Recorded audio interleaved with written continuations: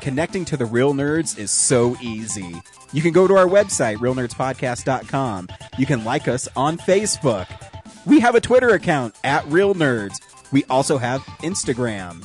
You can call us, 720-6nerds5. You want to email us? You can do that too, realnerds@gmail.com. Thanks for listening, and enjoy the show. This is Marguerite Bennett, a writer of DC's Bombshells for Real Nerds Podcast.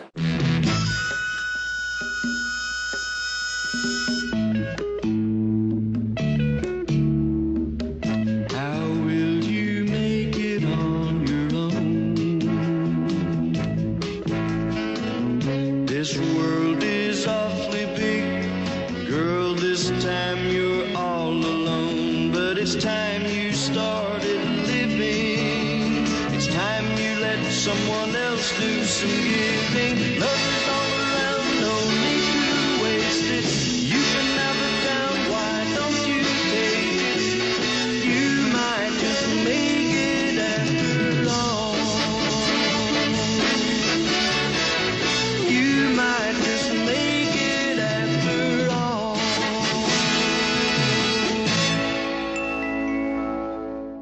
Welcome to Real Nerds Podcast, unofficially the official podcast of Denver Comic Con 2017 and beyond. Log on to denvercomiccon.com to purchase tickets today. Every week on the Real Nerds Podcast, we go see a new movie and we podcast our experience to the world. This week we saw Resident Evil, the final chapter. Or is it? Who knows? Would they say the final chapter and set up another sequel? Probably. I wouldn't put it past him. Nope. I'm Ryan. With me is Brad. That's right. That's me. And James is a little under the weather, so he will not be here today. Just a me and Brad show. When's the last time it was just you and me? It's been a long time. Yeah, it's been a really long time. And everyone's probably really excited to hear it. They're like, I man. know. These two-person shows, Yeah, they're so exciting. if they could pick one thing to have happen in their lives, it is to have a two-person Real Nerds podcast. I've gotten emails where it's like, I really wish Zach or James would take a break Yes. for 1 week and just let Ryan and Brad Because banter. if there is a recipe for success, it's the Ryan and Brad show. That's right. We're coming to you through the microphone. It's the Ryan and Brad show. Yep. I left it blank so I could cut it and put it elsewhere in the show. Nice. Yep. Yeah, so we'll also talk about movie news, movies we've been watching, and stuff that's coming out on Blu-ray. But I'm actually start off something different because something happened this week that broke my heart. And I know you feel the same way, Brad. Mary Tyler Moore passed away, and it actually got me. And usually they don't, but I mean, anyone passing away is always sad. And yeah. Usually, celebrities, we don't know them. Mm-hmm. But in a way, Mary Tyler Moore has been a part of our lives since I was young. Yeah. I can always remember watching Nick at Night, and I mean, I remember Hey, we're trying to memorialize Mary Tyler Moore here. Respect the elderly dead. It's like a new zombie movie. The elderly dead. They're so slow you can run away from them. Yes. But, it's funny. I don't remember the first episode of the Dick Van Dyke show I watched, but I remember the moment I fell in love with Mary Tyler Moore, and it's the episode where she keeps on opening Rob's mail, and I remember sitting in my grandfather's basement watching that episode, and it's still one of my most favorite episodes. And I would say, oh, we should play that for the fans, but you really can't hear anything because it's all just her being physical. But if it's okay with you, I want to play one of my favorite scenes with her, and it's from a season 4 episode called Coast to Coast Big Mouth, and it's when she goes into Alan Brady's office to explain that it's not bad that people found out that he's bald. And so I just want to play that because I think she's really great in that scene. And here's that scene from the Dick Van Dyke Show. Fellas.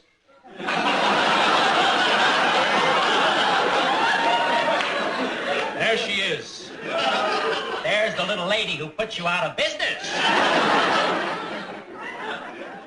Your husband's gonna let you take the rap all by yourself, huh? Oh, no, Alan, if Rob knew that I was here, he'd kill me. Good, I'll call him. No, Alan, please. no, Alan. You see, when What? how's your foot? How does it look?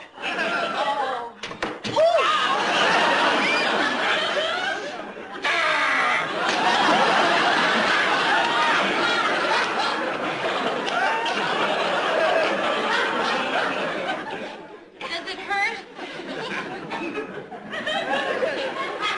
Laura, what the heck are you doing here? Well, If you like to see ruins, why don't you go to Greece? you're not ruined, really. First my leg, then my hair. What are you after, my liver? Well, Alan, I came to apologize and to tell you personally that I'd like to try to explain. Explain what? You got a big mouth. I do, I know, Alan. If you wanted a free rotisserie or a dryer, I would have gotten it for you. I would have gotten your house, a show place. Oh, Alan, you don't have to do that. Alan, could I say something? You got more to say?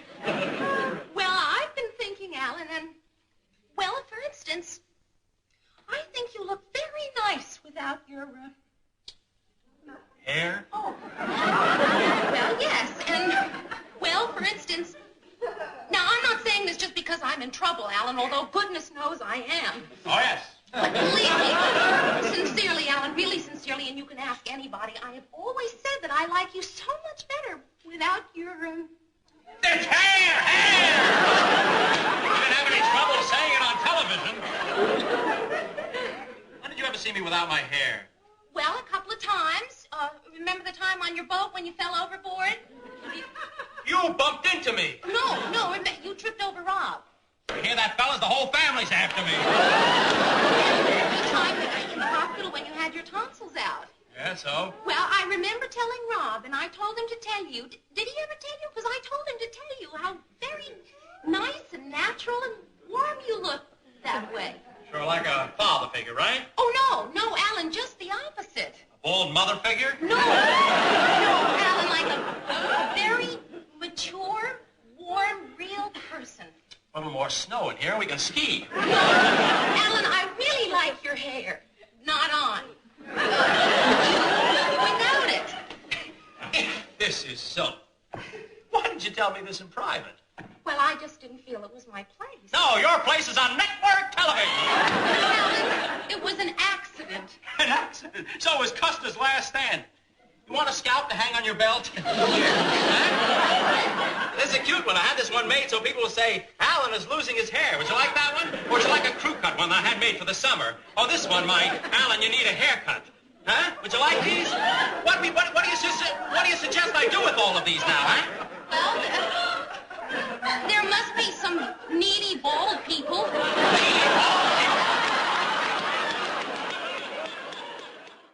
Oh, that was so great. It was. I think her comedic timing in that is so great. The part where she says, "Did Rob ever tell you? Did he not tell you?" Like, I just love her in that part, and immensely talented lady. And I mean, not only going from the Dick Van Dyke Show, but later on in my life, I found the Mary Tyler Moore Show, and she's absolutely amazing in that too. I mean, a lot of people point to Shakes the Clown Funeral. Where Shakes the Clown. Yeah. Chuckles the Clown. Chuckles the Clown, Chuckles the Clown. Shakes the Clown's a real one. Chuckles the Clown's funeral, where she cries and starts laughing. And it is, she is, an icon. And yeah, this one got me. I was like, oh no, not Laura Petrie. Yeah. It's weird because, it's actually, not surprising, but just, it's impressive that a lot of those cast members were still alive, and still are. Like Dick Van Dyke and Rosemary are still alive. Maury Amsterdam's been gone for a while. Yeah. And Richard Deacon, and Carl Reiner's still with us. Yeah, and Carl Reiner's still really sharp. If you, I follow him on Twitter. He's always has really funny things to say, and he was, after Mary passed, they've been posting things. He had a really funny bit with her. How he cast her in the Dick Van Dyke Show, which is, I think he told that story on the DVDs too. Yeah, it's really funny, and so it's pretty sad. They're here for so long, you kind of take for granted that they're always going to be around for us to enjoy, and that's not true. No, do you have a favorite Mary Tyler Moore moment? Oh gosh, I mean, across two long running series, that's tough to pick, but yeah, I don't know. I actually just watched both those series the end of last year, kind of back to back, and yeah, I don't know. There's so many great moments. Yeah, the Zach posted "You Wonderful You," which is also great. I love Mountain Greenery, just because the thing with Mary Tyler Moore is, yeah, she was a housewife in the Dick Van Dyke Show, but she still held her own comedically, and I thought she just was gold. And then in the Mary Tyler Moore Show, where she just carries the whole show. I mean, aside from Phyllis and Rhoda, like she has to hold her own against like 4 other male cast exactly. members. Like Ed Asner's great, Ted Knight. Yeah, and what's Murray. great about the Mary Tyler Moore Show is she's never defined by a relationship with a man. It's, it's who she is, and she's this woman who works in a male-dominated field in news, and it's pretty amazing that she was part of 2 iconic TV shows in the 60s and then the 70s. And then when she got done, she did tons of charity work. She's a big producer behind the scenes. She's just a wonderful lady. And every time you saw her, she was just the nicest lady, when she interviewed. When I watched special features of her, when she was either talking about the Dick Van Dyke Show or the Mary Tyler Moore Show, she was just the nicest, sweetest lady. And it's a bummer that she passed. I mean, I think she was 80, right? 81, 80 something. Like that, yeah. So, I mean, she lived a long time, but, yeah, it's just part of your childhood. It's like, oh, there it goes. And unfortunately, we're getting to that point because, too, also John Hurt passed away this week. Yeah, I was all prepared to just focus on Mary Tyler Moore. And Yeah. At the last minute.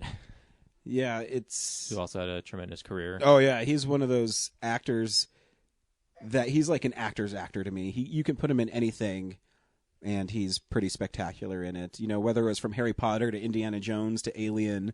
Yeah, and he blended in so well. I was never like, oh, there's John Hurt in a movie. Like, for a long time, it was just like, oh, there's that, like, old professor-y looking guy. Yeah, it seems like he's been old forever. Yeah. But, then I watched Alien, I'm like, oh, yeah, he was young. Yeah, because he was only 77 when he passed away. So, yeah, it's a bummer. Because you do get to that point, everyone talked about last year, all these celebrity deaths.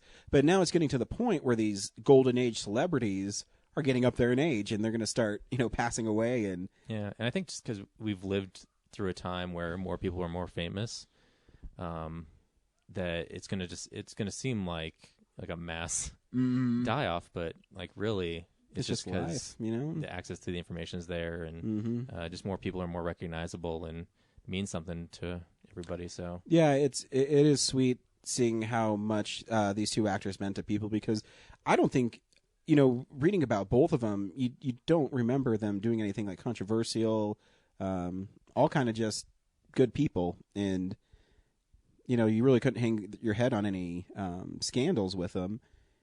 Mary Tyler Moore had a tough life. Her son committed suicide when he was in his 20s. Yeah, and she had diabetes. And she has diabetes. But she did charity work for that stuff. So good for her, and she will be missed. And we still got Dick Van Dyke, though. Yep. He looks amazing for 92. And, he's still out there dancing. And he has a funny book. He wrote a biography, which is a fun little book. And then he wrote a second one called Keep Moving. He talks about how to stay young. And I think he's going to be in the new Mary Poppins movie, He is right? going to be in the new Mary Poppins movie. So it'll be fun. So, yep, Mary Tyler Moore, I'll miss you. But you know what? I have you on DVD and Blu-ray, so I can always... she can always turn your world on with her smile. She can. Yep. Mary Tyler Moore. Anyways, what do you want to do first, Brett? We actually got some fan mail this week, so... Hey, we did. Fan mail! So we got an email from Corinne, and she says, hope your 2017 are off to a great start. Good podcast as always. Hey, thanks. I had a question for you guys to contemplate. This is actually a big one. This weekend I went full in on an argument with one of my friends about Rogue One. I basically wrote the movie's plot to address some of the issues that I thought it had. For instance, I felt like there were too many characters, and it would have been stronger if the Rogue One team knew each other and worked together before the main plot kicked off. That way, their teamwork and friendships were already established. However, I thought the third act was so strong that it essentially kept it the same. So my question to you nerds if you could rewrite one movie's plot, making minor to somewhat major changes, but still keep at least a third of it identical to the original, which movies would you pick, and what would you change about them? Thanks. Hope you have fun seeing Resident Evil or whatever this week. Cheers, Corinne. That's a really, really broad question. So I was thinking about it, and the one I can think of for me personally the most is The Amazing Spider-Man 2, where I actually really enjoy 2/3 of that movie. I mean, it was my favorite film from a couple years ago. But if I could change one thing about it is the unnecessary world building and the backstory with his father constantly. You get rid of all that stuff and you keep the basic elements of the story the same, I think it works pretty well.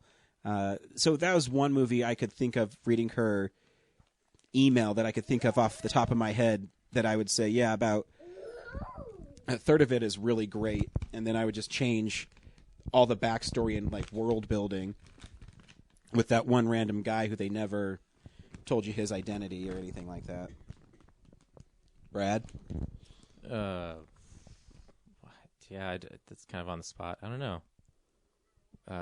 What's the question again? It's like, so what movie would you change about a third of it to make it better for you and leave the other bits of it the same? Yeah, I don't.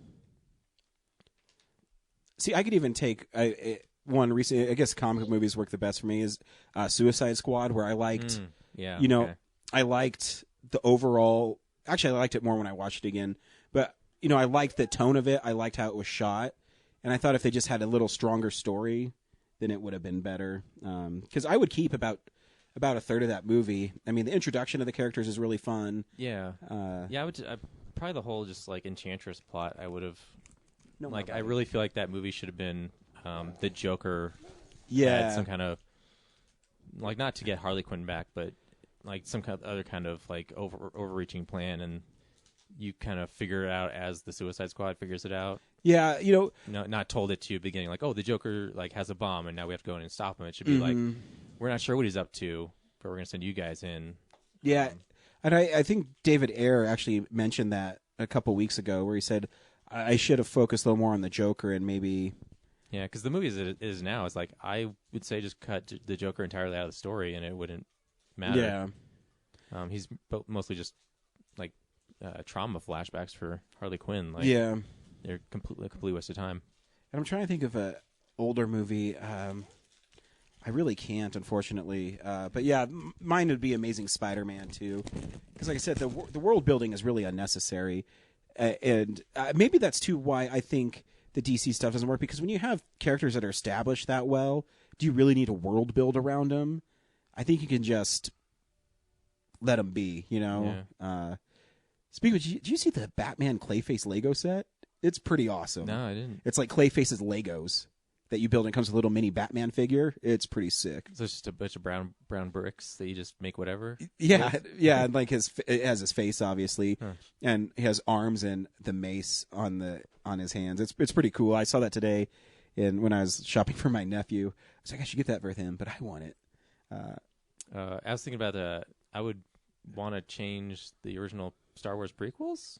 Like I've always felt like all three of those movies could have just been one story for one movie, so I'd probably rewrite that. Yeah, because it's funny, she brings up Rogue One. I still think it'd be really cool if they did a Darth Vader movie where they just where they would show you how badass he is. Where Rogue One gives you a taste of it, but a whole movie where you kind of see him become the most feared, Sith Lord of all time. Yeah, like I want to know what how the Senate reacts when this guy walks in exactly after he's promoted from the Emperor, because there's that whole chunk of story where it transitions from that peaceful time in the prequels to the Empire ruling everything, and I think that'd be an interesting story to tell. But guess we're stuck with the prequels, which I can still watch them and enjoy them. There's good stuff in there. Yes. Oh, speaking of which, Sue Duff's Stack a Deck is coming out on Tuesday, so make sure you pick that up. You'll see an announcement on our website. I'll tweet it out as well. I I'll be tweeting it out on the 30th, which is Monday. Thank you. I'm like, what day is that? That's tomorrow. You know how I know that? Because we're going to go around town. We're going around town with Brad. Brad taking us around town. Maybe to the Bug Theater is where we'll see Brad's new movie in 3D. Around town. Going around town to go see Brad's movie. What's going on around town, Brad? So I know that because Open Screen Night is Tuesday, and that's the 31st. That's right. So Tuesday, Thunderbolt 2 is going to screen. And, of course, there's the regular Open Screen Night lineup of whatever everyone submitted. Zach's movie will be in there. Zach's The After Show will be in there. Yeah, $5, 7 p.m., the Bug Theater. Are you nervous how Thunderbolt's going to play in 3D on bigger screen, or are you pretty confident that it's going to work? It's like my nervousness is the fact that, we're promoting it's in 3D, and it is in 3D, but we didn't shoot in 3D. So it's a bunch of, like, post-3D. So it's like every other movie. Well, most other movies. Yeah, so you have nothing to worry about. Do they even bother with, like, post anymore? Because, like, I think 3D cameras have been around in... No, if you read credits, they still have 3D conversions all the time. Huh. Okay. But yeah, it's not going to blow your mind, is the thing. And I hope people don't think that they're going to be like, this transcendental experience. What I think is cool about it is you're kind of going back to how 3D was. You're getting the little cardboard glasses, and Thunderbolt kind of plays to that because it's kind of an 80s action movie anyway, so... Yeah, it's in the vein of that, yeah. So I think you're good. I hope people understand that. I'm sure they will, Brad. And I'm proud of you. Thank you. And that should mean the world. Are you going to be there? What day is it? Tuesday. I have to work at midnight, so I probably won't convenient. What time does it end at? Probably 9. So you don't have to go. I might be able to. But yeah, no. Just say that there's a crime being committed at the Bug Theater, and you have to go down and check it out. Oh, that's what I should do. Henry also called in. The art house asshole is Trash Humpers. I love art house movies. You can call me Mr. Asshole. What's up, real nerds? It's Henry giving you an update on Art House Asshole. This week we reviewed the film Trash Humpers, which is a Harmony Korine film. The best way I can describe the film is that it's imagine the Jackass guys made a film that's makes an art house film about being fearful of being a father. That's what I think it's about. I'm not entirely sure.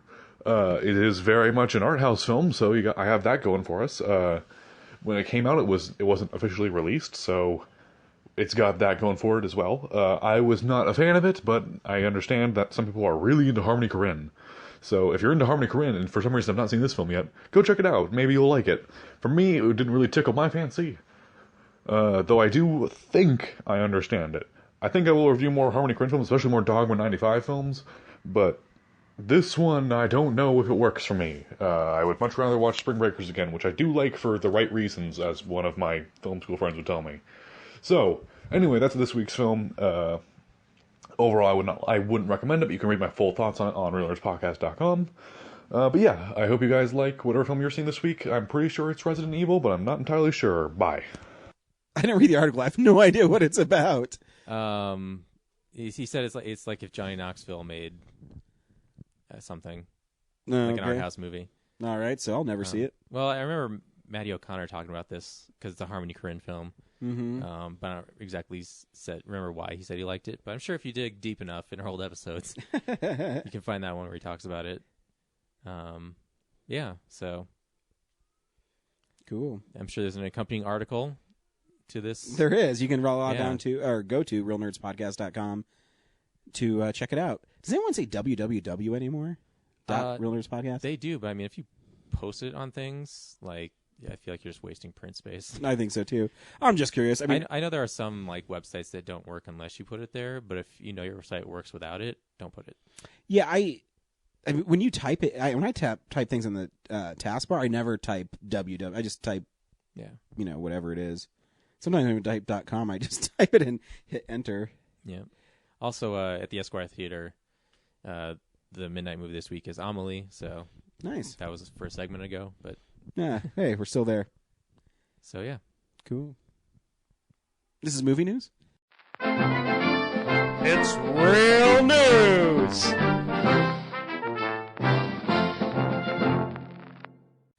Actually, not too much. The big thing, obviously, is the Oscars were announced. That's right. So I'll just go over, the big ones. And this is from the Oscars website. So I'm not reading this in any particular order. It's just so there's no chance of fake news here, right? Exactly. So this is official. So actor in a leading role, the nominees are Casey Affleck, Manchester by the Sea, which I know is one of your favorite films of the year. Oh, yeah. Andrew Garfield for Hacksaw Ridge. Ryan Gosling for La La Land. Viggo Mortensen and his cock for Captain Fantastic. And do you have to give him like one large Oscar and then like a second smaller Oscar? I haven't seen it. Is it big or small? I don't remember. I remember it's out all the time in Eastern Promises, so I'd have to rewatch that, which I don't own, and I don't know if I'll ever own, so I couldn't tell you. Actor in a supporting role, the nominees are Marshala Ali for Moonlight, Jeff Bridges for Hell or High Water, Lucas Hedges for Manchester by the Sea, Dev Patel for Lion. Did I say Denzel Washington for Fences? I don't think I did. So he's also nominated for actor in a leading role. And Michael Shannon for Nocturnal Animals. The actresses in a leading role, the nominees are Isabella Huppert for Elle, Ruth Negga for Loving, Natalie Portman for Jackie, Emma Stone for La La Land, and of course Meryl Streep for Florence Foster Jenkins. Do people just give it to her all the time? Like, I think that she doesn't maybe earn them every year. I have a theory, but I don't want to diminish the quality work she may have done in that movie I didn't see. So, gotcha. And the actresses in a supporting role, the nominees are Viola Davis for Fences, Naomi Harris for Moonlight, Nicole Kidman for Lion. What is Lion? Which one is that? It got like some nominations. I don't even remember what the movie's about. Yeah, it just came out like a couple weeks ago. I don't know the plot, so. Cool. So I guess we can't judge Nicole Kidman's performance. Let me out of the car, Cole. Let me out of the car. But she seems like one of those people who gets nominated like every time, too. Yeah, she does. Octavia Spencer for Hidden Figures, and Michelle Williams for Manchester by the Sea. The animated feature film, the nominees are Kubo and the Two Strings, Moana, My Life as a Zucchini, The Red Turtle, and Zootopia. Cinematography is Arrival, La La Land, Lion, Moonlight, and Silence. Costume design, the nominees are Allied, Fantastic Beasts and Where to Find Them, Florence Foster Jenkins, Jackie, and La La Land. The nominees for directing are Arrival, Denis Villeneuve.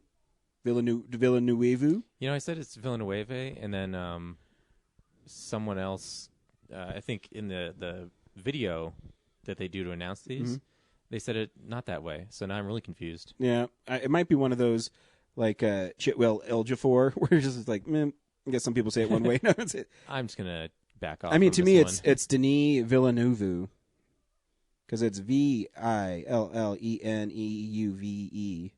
French, though. So, Ville and Eve. Well, it's weird because the French.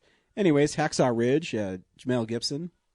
La La Land, Damien Chazelle. Manchester by the Sea, Kenneth Lonergan. And Moonlight, Barry Jenkins. I'm going to skip the documentaries because I don't think any of us saw them. The film editing is Arrival, Hacksaw Ridge, Hell or High Water, La La Land, and Moonlight.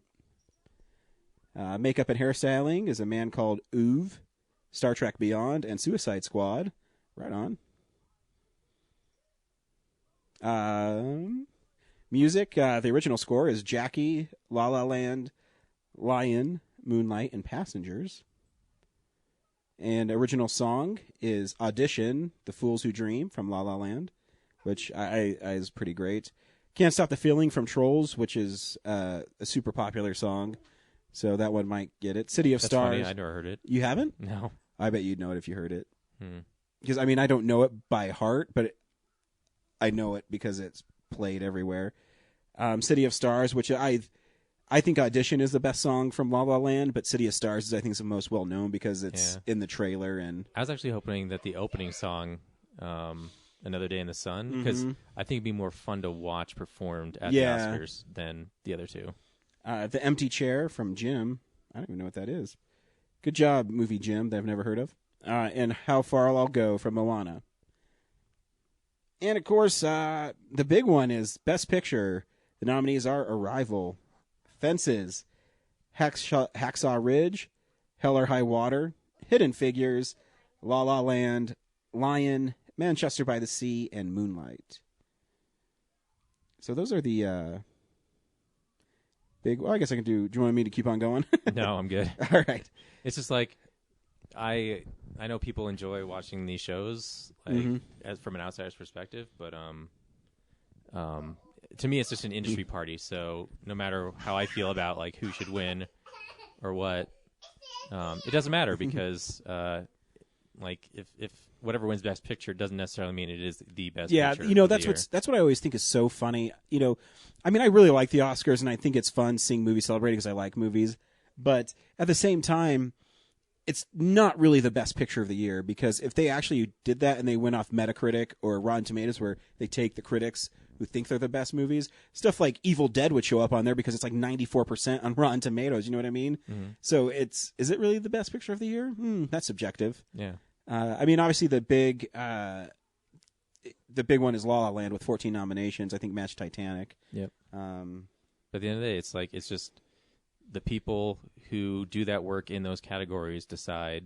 You know, other directors decide who their favorite director of that year is. And it's fun.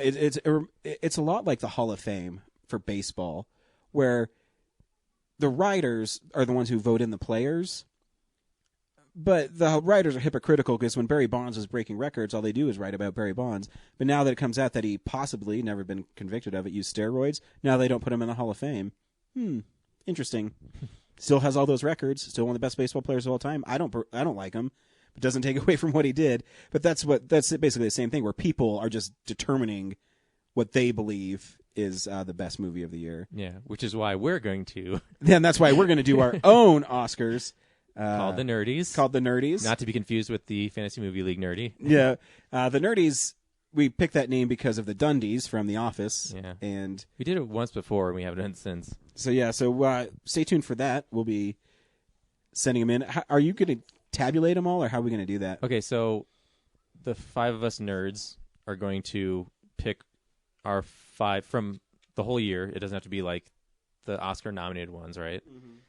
Like you did for Film Explosion, just pick your five for each category, and then I'll take the most crossover. Okay, go ahead. I'll take the most crossovered options like that. So if a movie gets two, like that is more likely to get into the final. Oh no, pick your three. Sorry, not five. You can find it. There'll be five for us to vote on among us later, but you can nominate three in each category. Cool. And then I don't know. I maybe we should open it up to Yeah. people in the voting part, Yeah. not the nomination part. We'll figure out how to do it, and then I'll announce it, and we'll put it out, and we'll have a deadline for it. Yeah, we'll try to do it the same weekend as the Oscars. So Yeah. it's So we have relevant. about a month, so we'll be Yeah. all right. I think the So- auctions are the 24th. I think they're the 24th. Sure. So yeah. Yeah. Stay tuned for that. This is what's coming out on Blu-ray and DVD, but mostly Blu-ray. DVD releases and Blu-rays. Cool. So actually, it's kind of there's a couple big releases this week. Jack Reacher, Never Go Back is coming out. The Steelbook at Best Buy's badass. Yeah, I haven't seen it. Yeah, I'll be picking that one up because it's like have you seen it? He's like standing and looking, and there's an American flag behind him. I'm like, yes. So like the poster. Yeah, it's pretty much the poster, but in steelbook form. Pinocchio, the Walt Disney signature series, is also coming out. For those of you who forgot, Masterminds, that came out last year with Zach Galifianakis and Christian Wiig, is also coming out. Oh no, I remember sleeping through it. Yeah. Scream Factory has a couple coming out. They have Poltergeist 2 and 3, which I was never really a big fan of the sequels, but they're putting them out on collector's edition. I don't know if I'm going to get them. That's weird. I already thought they put them out, but okay. And I can't believe I'm remembering this. My kid took my iPad, which I cheat off of. The Vestron video series, which is basically Scream Factory for like 90s straight to video cassette or very limited run horror films. Parents, which stars Randy Quaid, and it's a really weird movie. And Lair of the White Worm is coming out, and that's another weird one. I have both of them coming because they're just so bizarre, the movies, that I have to watch them. You know, just so weird. Hey, all those people got together for a time in their lives, and that is true. You're doing them a service by not letting their work fade into obscurity. Yeah, see, the thing is I want to make sure I still get them because I want them to keep on releasing these goofy movies. Yeah. I mean, I do enjoy a lot of them. I don't get all of them, but I get... on those ones, I probably get about 50% of them. And they do a really good job. I mean, they put really cool special features on them. And they're limited editions. And the thing I do know about horror film fans is they'll snap them up really quick. Mm-hmm. So that they take the time to take a movie like Parents and give it a HD transfer and put tons of special features on it is really great. So that's good. And I don't remember the rest. My kid took it, but I think that's it for like the big ones. I don't know if you have your phone, you can bring it up, and I'll talk. You'll vamp. Yeah. So I am excited because the Vestron, the one they just announced, is the Wishmaster for film collection. Which the first Wishmaster is actually pretty cool, but the other ones are mid-90s. You know, I saw is they're doing horror another films. Hellraiser set, so it's not the Arrow one. It's some other company, but like it's like everyone's releasing the same movies, like they're all trying to get their piece of the pie. Yeah, it's interesting. The Arrow is sometimes it's because it's a UK company, so not all the films they put out actually come over here. For them to make it over here, they have to clear a lot of rights because movies. I guess they still do it now. Is different studios have the domestic and the foreign releases, so it's sometimes hard for them to bring them over here. They're doing the same thing with Phantasm. They're releasing a box set with them. And actually, speaking of Hellraiser, I was at Toys R Us today. They have a badass Pinhead figure there. It's like $50. I didn't get it. Yeah. But it's like 12 inches tall, and it has tons. It's like fully articulated. It's pretty awesome. Can if you you're take the pins out and poke people with them? That'd be sweet. Just poke them in the face. Oh, there he goes. I had it up. What else we got? I forget. I can't remember. You just reminded me I need to pre-order my Oh yeah, 2 and 3. Get your RoboCops in. Yeah. I think those come out in March or February. I think it's March. The thing is, like, they haven't announced the special features yet, and I know they're good about doing awesome special features, but I also don't want it to just end up being like a trailer. They're the collector's editions, so let me grab a collector's edition. Like I know they don't always do robust features. Okay, so The Burning. Yeah. So would you say more people saw RoboCop 2 and 3 or The Burning? RoboCop 2 and 3. Okay, so the special features on that is auto commentary. So the Blood and Fire Memories is like an hour-long documentary. Theatrical trailer, and the more on there, they have like production stills. And so like the RoboCop stuff, because that's a bigger one, so you can take, like Escape from L.A. So when it's like a big movie, they have like 2 discs worth of them. Okay. I'm telling you, you won't be sad. Also, like if you order it from the website, You get it 3 weeks early. Yeah, 3 weeks early, and they come with posters. And the new commissioned artwork's pretty badass. Yeah, I was gonna get it off Amazon because it's like $2 cheaper, but for $2 I get 2 sweet posters. Yeah, I always order Amazon because I don't pay for shipping. Yeah. Well, they offered free shipping on mine. Did they? Both those, yeah. Maybe Anyway. because you bought I 2 never of them. bought from them before. Yeah. Anyway, the rest of the release I got it here. Boo, a Medea Halloween. Oh, I can't believe I forgot about that one. Henry's super excited. And Zach. I'll incriminate Zach on that one. And then some Medea play. I don't know. It's a movie. I don't know. Ballers Season 1, which is like Entourage, but for sports, I guess. Mm-hmm. Are you sure it's not Season 2?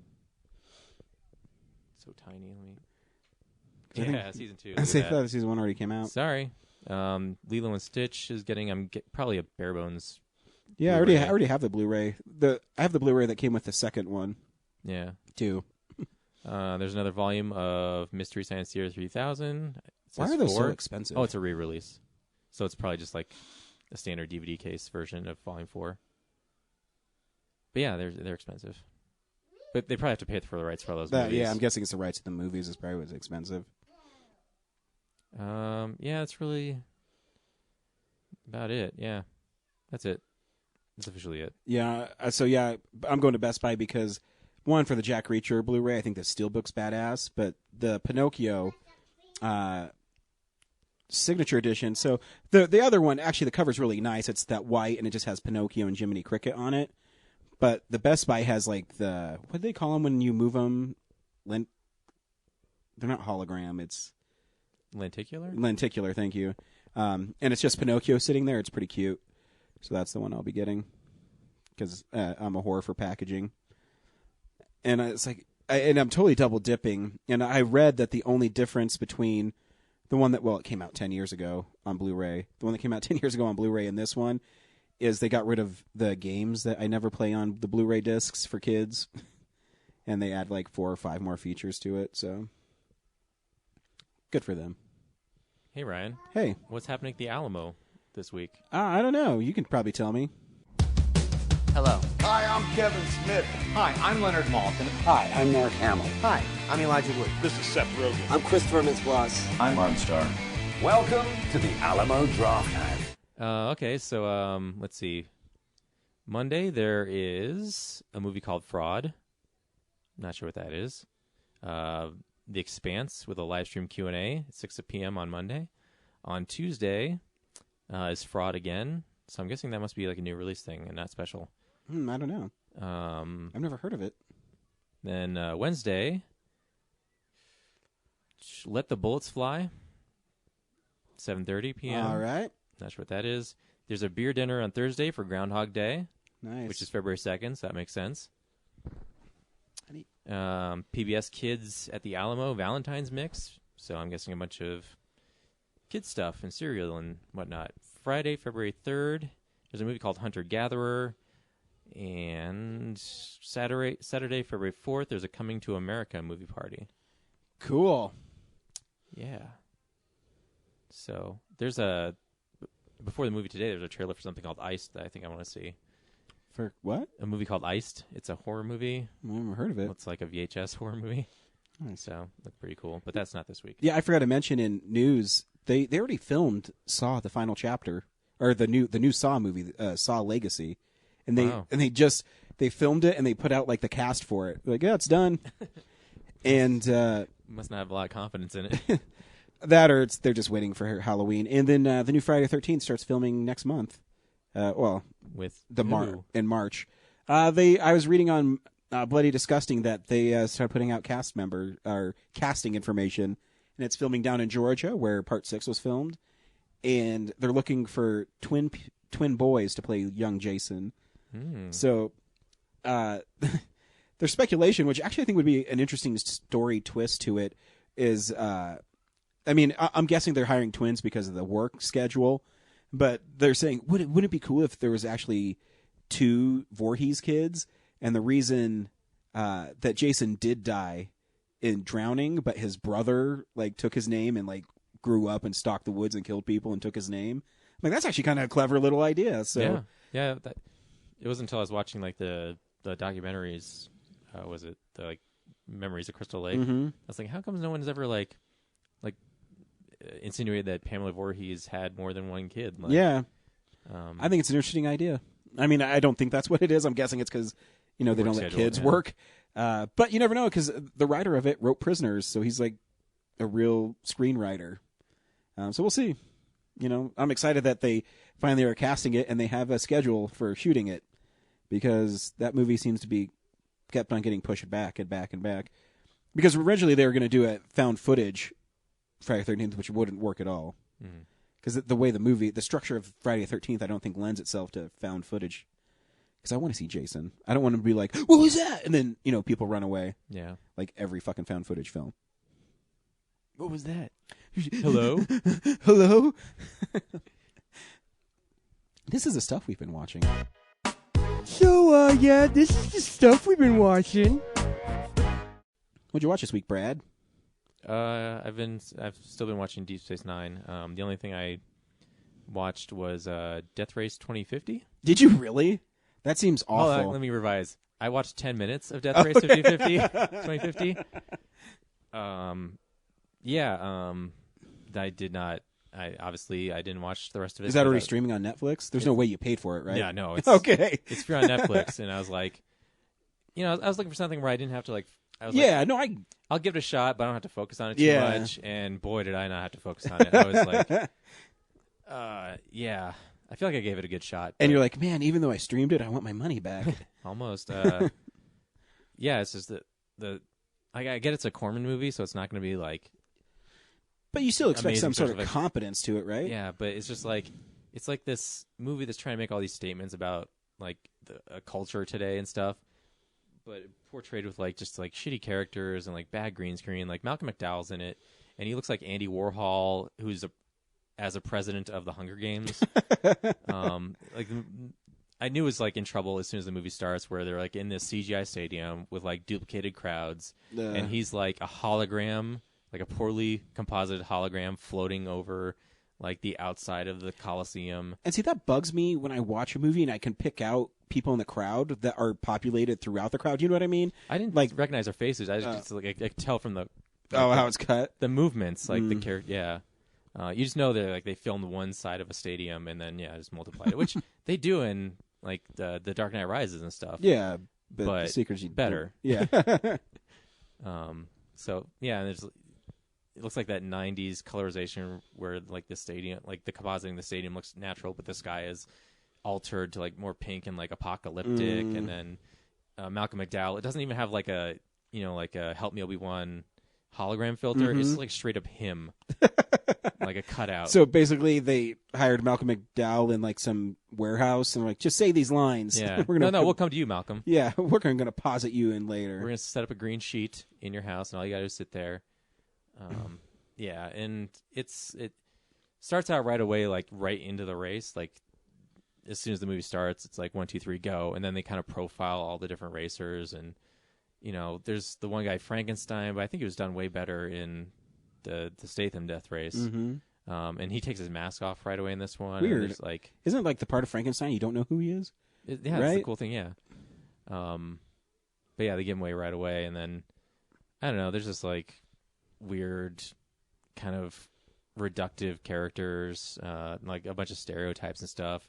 There's this weird thing that there's one of the cars is kind of sentient, and everyone like has a racer and a co-racer, and the sentient car's co-racer is this woman, and like the car can give her orgasms, so she's just like riding along, and the car's like eating her out. Yeah, it's hard to explain without watching, but I'm going to be honest, Brad. I'm probably never going to watch that movie.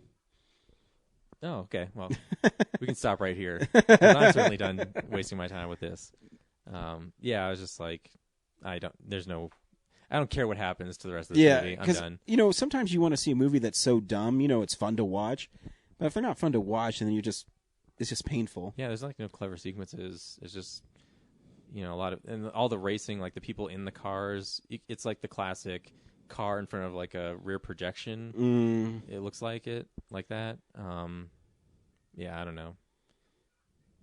They travel through all these CGI wastelands and stuff, and like 1 minute they're in New York. And you only watched 10 minutes of it? Seems like you watched more. Yeah, there's a lot going on. Maybe I watched 20 minutes of it. I don't know, but I didn't finish it, that's for sure. I did not care. So that's it for me.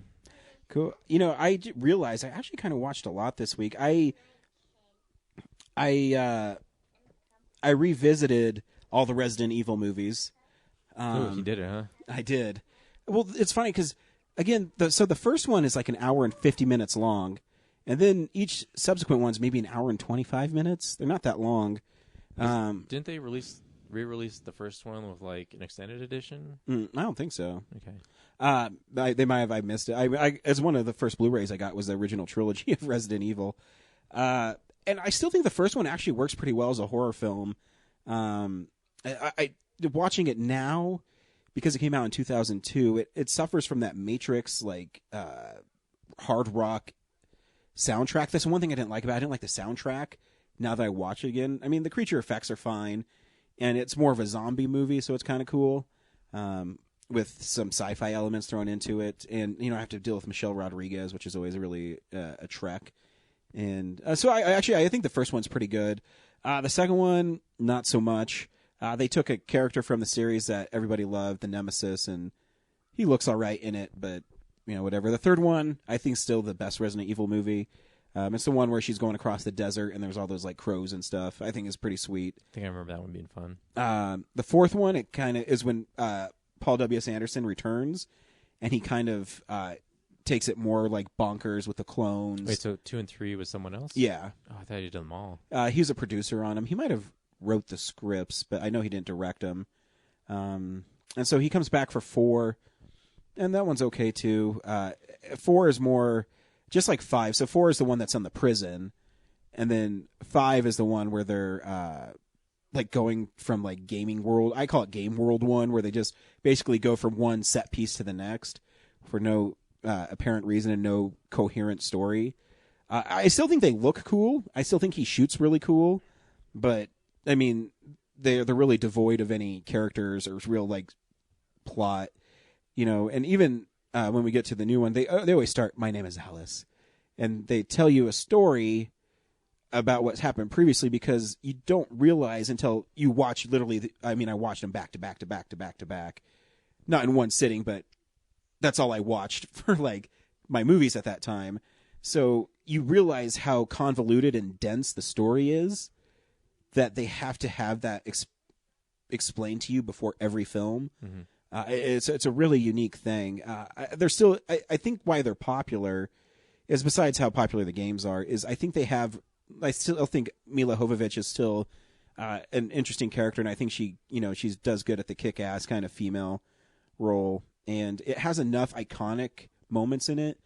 I think what makes them overcome all that. I mean, like the fourth one isn't that great, but they have that sweet scene with the executioner where he comes through the floor in the bathroom, and it's like the water's coming down and they're like dodging his huge axe, and it looks cool.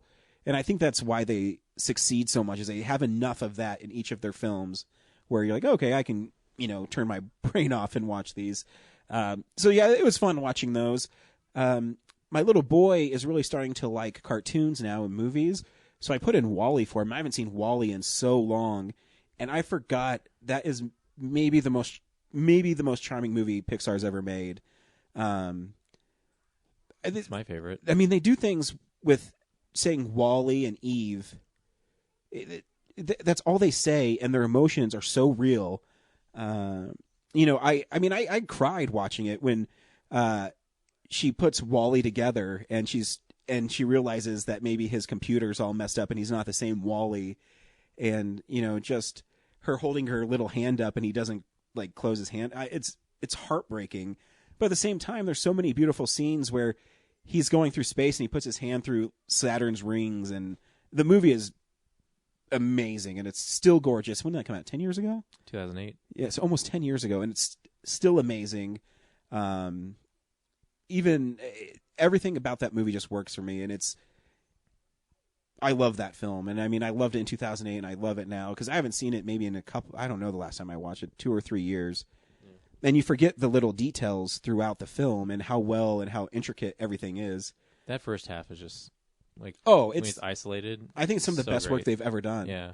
I get the criticism that it seems like a little more goofy when, the humans come into it and all the floating, like, cupcake in a cup, like, consumerism stuff happens. Yeah, but I get it, but to me, I think you need that arc, because they're telling you that, you have to rebuild. You can't just be lazy, and I don't know. I liked it, and I mean, that part never bothered me, and it's a cute movie. Even, I forgot the little cleanup robot guy. He's really funny. Following WALL-E around because he's contaminating everything. It's funny stuff. So yeah, I just fell in love with that movie again. And when you take a break from a movie you liked and you see it again for the first time in a couple years, it's just stunning. And on Blu-ray is, what the work they did in 2008 and other companies can't even do now. I mean, Pixar's level of detail. I think the lost art in Pixar's are cinematography, because when you watch The Sings or The Minions or Despicable Me's, while I enjoy some of those movies, they just don't quite look the same. Where Pixar's have kind of this film quality to them that can't be replicated. On the DVD special features, they talk about how for WALL-E they rewrote the programming for the Pixar rendering engine. So all the stuff up till then, they like the software just kind of rendered all their, like the camera didn't function the same. And so for WALL-E, they wrote new code that made the camera and everything more like a cinema camera. So that's why it looks so much better. Yeah, I mean, it's stunning on Blu-ray. Yeah, so that was really, really fun to watch. I watched an HBO documentary called Beware the Slender Man, which is, I don't know if you remember the story, I think it was 2014? Yeah, I think it's 2014. These two 12-year-old girls stabbed their classmate 19 times because they said they did it for the Slender Man. And the Slender Man, for people who don't know, is an internet meme that started in 2009 about a guy who basically would Photoshop this boogeyman-looking guy into pictures. And the story behind him is he comes and takes your children. And these little girls tried to kill their friend because they wanted to go live with Slender Man in his mansion. And so they wanted to become proxies for the Slender Man. And it's a really interesting documentary about the way the documentary starts is how maybe the internet plays a role into influencing children's beliefs and their actions. And as the story unfolds, because it's an interesting documentary, so it starts off with the little girl who was stabbed actually lived, so that's good. But it starts with that, and it starts with the police interviewing these girls at the beginning, and they come across as these innocent girls. You're like, oh, I mean, what would drive him to do that? And then it cuts to basically the history of Slender Man, how he became this internet sensation. He was created in 2009 by this one guy, and how there's a website that I've never heard of called Creepypasta, where people it's like fan fiction. They just contribute to the Slender Man story and other urban myths. And then the documentary takes this it takes a real turn, and it's really heartbreaking because the police are interviewing these girls, and what's the terrifying thing about it is they don't have remorse for what they did. And as it delves farther and farther into the documentary, it's really great how they made it. Is they just give you little like snippets of their interview, and then they play a little bit more with their family. So the documentary follows the family of the two girls that stabbed their classmate and what they go through. And as a story starts unfolding, it deals a lot with mental illness and schizophrenia and how scary it can be. And it's a really powerful documentary. And then when the girls describe what they did to their classmate is horrific. It's, you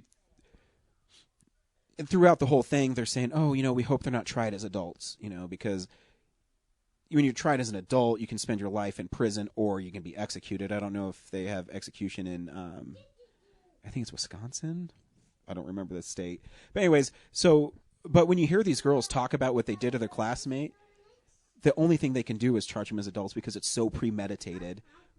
Where they, you have your food over there, buddy. Where they talk about how they lured this girl into the bathroom, and they're going to kill her in a bathroom at this park because there's a drain in there, and all her blood would go down the drain. And then there's like, oh no, then we took her to this woods, and we're going to play hide and seek with her, and how the one girl told the other girl to just do it, and so the other girl sat on her like arms, and she's like, and she leaned over and was like, I'm sorry, I'm going to do this, and she stabbed her 19 times.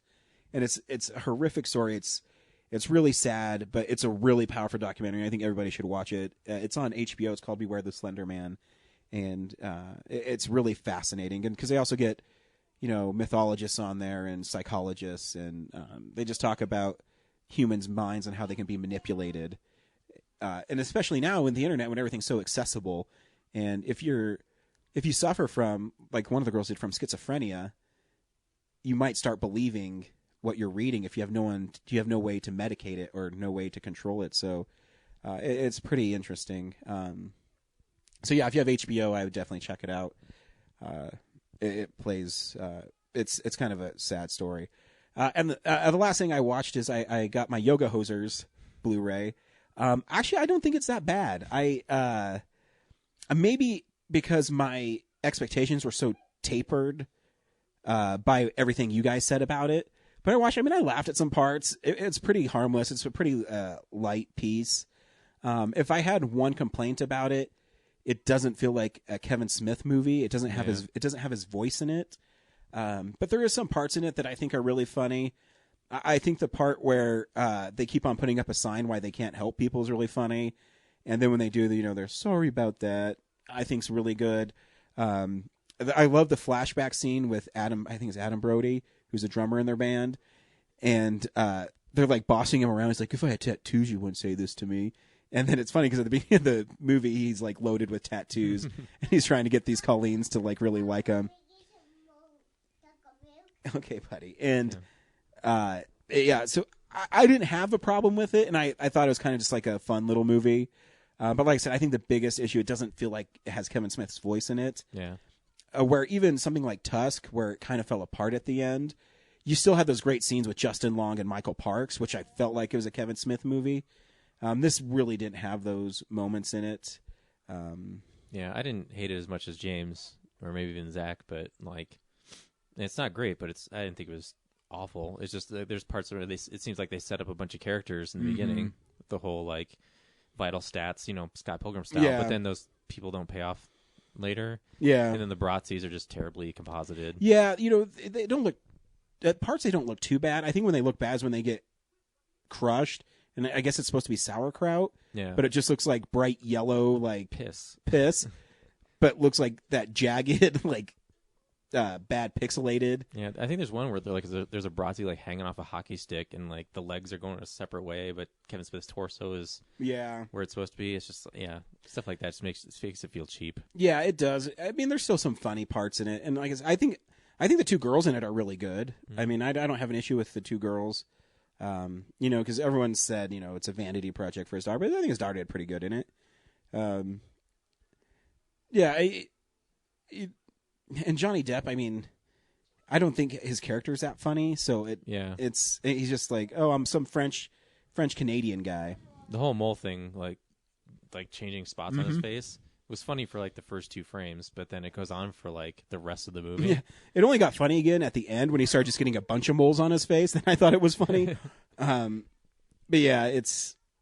And I laughed at when he had like a scrotum drawn on his face. Yeah. I forget the name of the book, but that was pretty funny too. So yeah, I thought it was a cute movie. I don't think it's as bad as everyone says it is.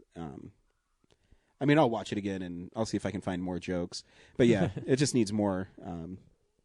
I want him to make a Kevin Smith movie, I guess is what I'm saying. Yeah. Or maybe Moose Jaws will be that. Well, Jay and Silent Bob are going to be in it, so. Yeah. Close enough, I guess. We'll see. I don't know. Yeah. He hasn't really made like a traditional Kevin Smith movie since Clerks 2? Yeah, Clerks. No, Zack and Miri. Yeah. Oh yeah. Because well, I like Red State a lot. So yeah, but that wasn't like that was him trying other things. Mm-hmm. It was good, but it wasn't like that and Tusk. I wouldn't say like our like kind. Yeah, I get. Yeah. What I know him for, yeah, or what I like about what he does. Yeah, I guess that's the disappointing thing is, I mean, it's basically Clerks with women in it. You could have explored that a little more. Canadian women, yeah. Yeah. Cool. So that's what I watched. So this week we saw Resident Evil: The Final Chapter. Brad, should people see Resident Evil: The Final Chapter? You know what? This actually wasn't that bad for me. Yeah. I don't really remember much of any of the other movies. Like, I'd watch them and forget them. Mm-hmm. If you're not like a fan of this, I don't think you should bother. Like, it's not going to suddenly turn you into a fan. But if you are a fan, I think it wraps things up pretty nicely. The beginning, like, there's a lot of good action in it. I thought a little too crazy of editing. A lot of times I was like, what the hell's going on? But like, the action is creative and interesting, and the story is pretty coherent. Unlike Underworld, where I was just completely lost the whole time. So I'd say, like, if you're a fan, go ahead and check out the last installment. Well, we'll see. Yeah. I'm in the same boat. I'm actually a fan of the series, and I think this is the strongest one since the third one. because even the beginning has a lot of backstory that hasn't been in any of the other movies. Talking about the Alicia, I forget her last name, Masters, the little girl, and her dad. That hasn't been in any other Resident Evils. So it actually gave backstory to the previous ones that I think was really missing. The story is way more coherent than any of the other ones besides the first one. And yeah, the action's cool in it. I mean, I think it kind of has like a Mad Max vibe to it. You know, they have people running behind tanks with zombies following them. Yeah. Which is so over the top, but I mean, it works because the world they've set up is so gregarious and doesn't matter anyways. Yeah. But yeah, I think the breakout success of The Walking Dead has kind of helped this movie refocus on the zombie part and not like the crazy over the top monsters, which look fine. I mean, they're in the movie, but I was gonna say there's a huge sequence about that in it. Yeah, but at the same time, it's not as distracting as in the other ones. But yeah, I think you're right too. I think the action's great. There is some problem with the editing.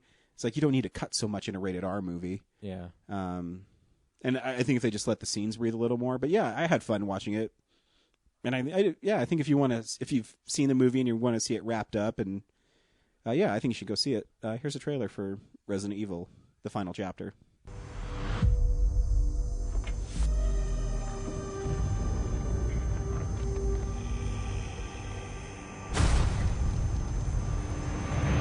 I can't remember much before all this started. Sometimes I feel like this has been my whole life. Running. Killing.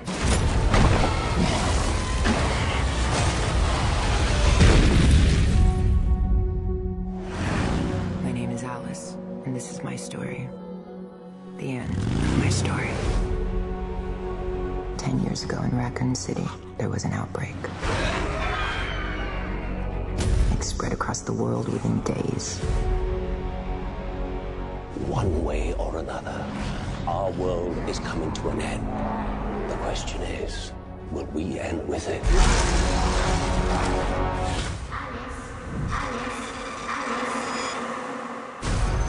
Umbrella developed an airborne antivirus. It would destroy the T-virus. I have no reason to believe a word you say. True, but I can offer you something you want very much. What is that? Revenge. We can end all this. I have to get to the hive. We go together. What are we gonna do? We're gonna kill every last one of them.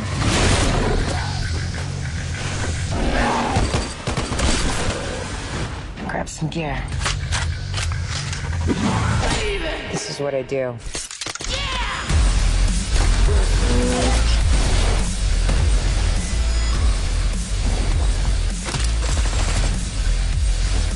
We played a long game, you and I. But now it's over.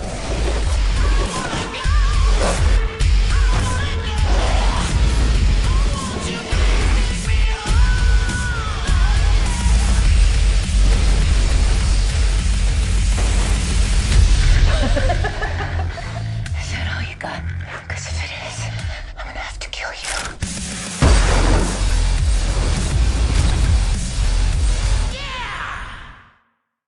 Her name is Alice, if you didn't know. Yeah, that's I right away. The whole expositional beginning, like really, like I just sat through this for Underworld, like yeah, like I get it helps me get caught up with where we're at, but at the same time, like I'd rather just figure it out as we go, not like all in one big chunk. Yeah, because even then, I mean, the movie picks up right after the last one, but it really doesn't. No, because the last film is she's on top of the White House and Wesker's there, yeah, and they're all like defending.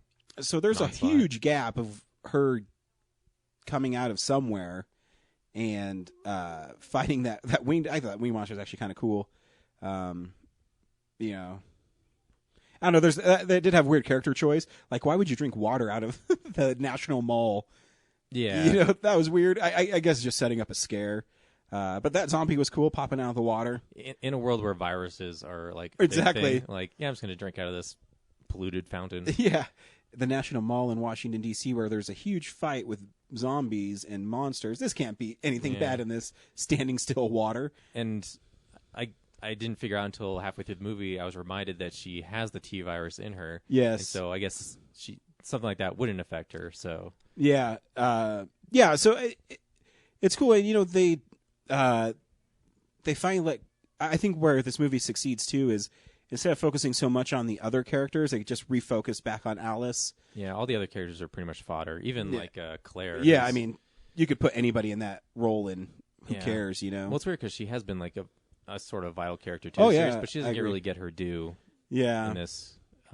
But there's really cool sequence. I think it's really cool the zombies following the tanks, with people running behind them, because it gives it a cool scope of how many zombies there are in the world. And, if it wasn't for that quick editing, that scene where they're fighting all the zombies is pretty sweet. I thought it looked cool when they were dumping the gasoline and lighting it on fire. That's such the dumbest strategy. It is. Plan let's stay at the top of this crumbling tower, and then just launch stuff off at it. They have rockets, so they could just blow the legs out in front of the tower and kill us all. Yeah, I mean, there's some weird character choices. The survivor that's running towards them, quick, open the gate. Who cares? Fuck her. Seriously, I don't know her. Fuck her. My one complaint about the Resident Evil movies is they never really show zombies eating people. They always get caught, but you never see them rip people apart or anything. It's always they never show it. Have they all been rated R? Yeah, they're all rated R. I don't know why they just. That's the one thing I don't think they push hard enough. But again, I think the movie is fun. It's again, some of it doesn't make sense. She needs that dude's hand to start his motorcycle because he can only read his prints or something. Well, you need a company man. Yeah, I get it, but it's all right. Guess that's happening. Yeah, and she gets knocked out a lot, and yet, if she usually when you're awake, you're there's onslaught of zombies, but she gets knocked out 3 or 4 times in the movie, and luckily there's never any zombies around to pick her apart. Well, it's funny. I saw it with my brother, and he actually said a funny thing. So after they pour the gasoline down, they catch all those zombies on fire, and then she runs out to one of those tanks. And he's like, wait a minute, where did all the zombies go? Yeah. I mean, they set up there's thousands of them coming, and they definitely didn't kill them all. And then they all just show up again. Yeah. Well, there's a couple off to the sides because I think she fights that one. Yeah, there is. Guy from the tank. But you'd expect to be hundreds of them still around. Yeah. But yeah, I mean, again, I think Paul W.S. Anderson actually shoots pretty cool. He has cool ideas. And the compositing wasn't as bad as the trailer. No, they definitely cleaned it up. Yeah. I did laugh though when they get to the hive and they're crawling and the lights come on and they all get trapped into separate rooms. I'm like, this is his biggest thing for Paul W.S. Anderson is I'm going to separate them through intricate puzzles and barely puzzles. Yeah, well that too, and that's where the editing kind of gets annoying too, because I mean you want to see the monsters, and in that scene where she falls down and she's fighting it in that I think actually really cool set designed room with the bodies hanging and you never really got a good look at the monster because it's so quickly edited, and I couldn't tell. It looked like half the time it was practical and the other half it was CG, but I don't know. And was it attracted to lights? I don't know. It was cut too fast. Yeah. It's always frustrating for me when they do that cliche thing of you hear a can get kicked off and kicked around. Yeah. But this giant hulking beast of a creature is completely silent other than that until it shows up right in your face. This movie is so full of jump scares. Yeah, that's frustrating. Yeah, but the monster was cool. Yeah, the monster's cool. Like I said, the movie's pretty fun. I what I liked about it knew what it was. It didn't try to, be anything else besides a Resident Evil movie. And I guess there's kind of a twist at the end. Yeah, yeah. No, I think the twist is pretty interesting because... Well, I saw it in the boardroom. Her back's to the camera, but I can recognize the voice. Yeah. Because, since I did go back and watch them all, Alice really just shows up in the movies. They never tell you her backstory. And in this movie, you find out that she's a clone of the daughter of the good guy founder of Umbrella. And I think the idea of releasing the apocalypse to save rich people is kind of a cool idea. It's not far-fetched.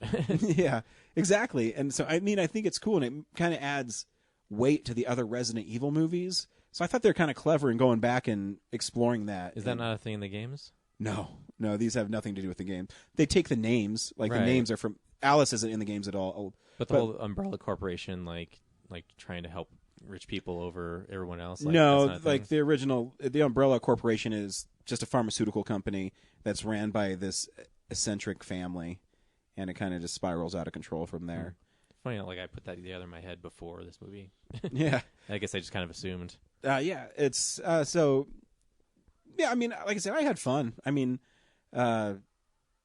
there's some shots I thought were really cool, and the ending where it's this airborne virus that can cure everything.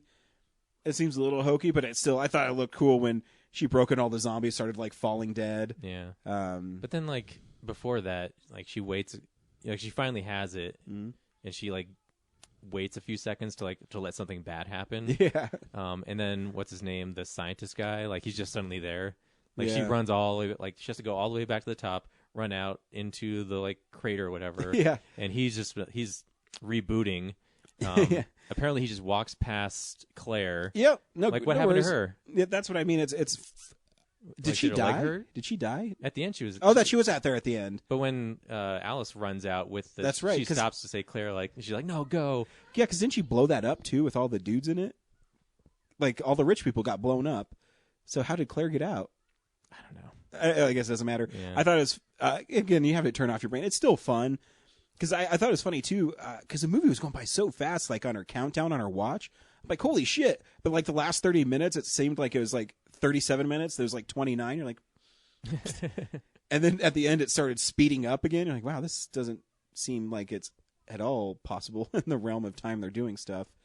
But yeah, it was fun. There's also that part where the Cerberuses chase them into the crater, Mhm. and like some of them like jump in with them. I'm like, this is like the worst plan, you guys. They're gonna catch you. And then they like took an extra shot to explain like because the dogs they're basically bones. Yeah. So they have like nothing to float with. They just like they're gnawing at the water, like trying to. But then I was like, they come out of the water at the end and they don't continue running. Like, Yeah. once those dogs get to the ground, they're gonna run up through the water and get you anyway. So you need to keep going. Yep. But one guy paid for that mistake. He did. Yeah. Yeah, it was fun. Like I said, I had fun watching it. Yeah, it's fine. It's about everything I expected, and Yeah. not much worse.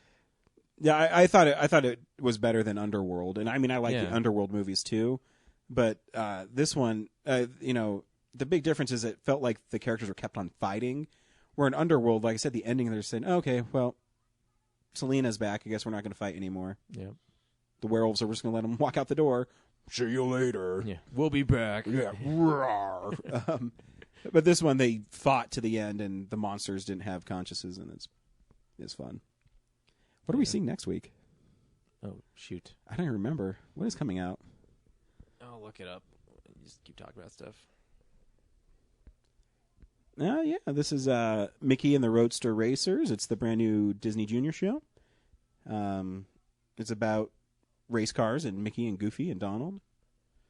They have to solve problems.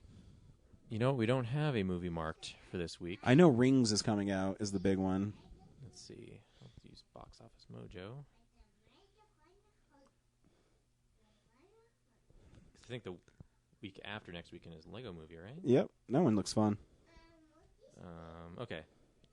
Yeah, Rings, The Space Between Us, or I Am Not Your Negro. I mean, I'd see Rings, but I don't know if anybody else wants to see it. I like the first one. Yeah, I mean, I guess. I mean, there's nothing else. Yep, Rings. Yep, Rings it is. Let's just call it Rings. 'Cause if there's anything art house, I'll bring it up midweek. But yeah.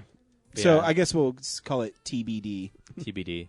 And then, the week after that's, it's Lego Movie, but John Wick 2 also comes out, so we'll see John Wick on the following week, probably. Hey, why do they put John Wick out this week? I know, right?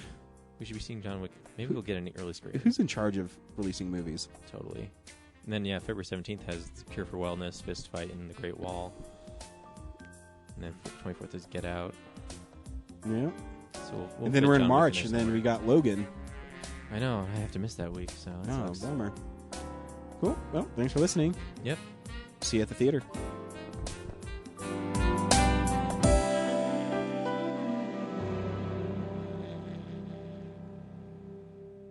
Real Nerds is a Nebulous Visions multimedia production. We would also like to thank Sparks Mandrill for our music. Additional music from Ben Sounds. Thank you to Alamo Drafthouse. Thank you to Colorado Coins, Cards, and Comics. And thank you for listening to the Real Nerds Podcast.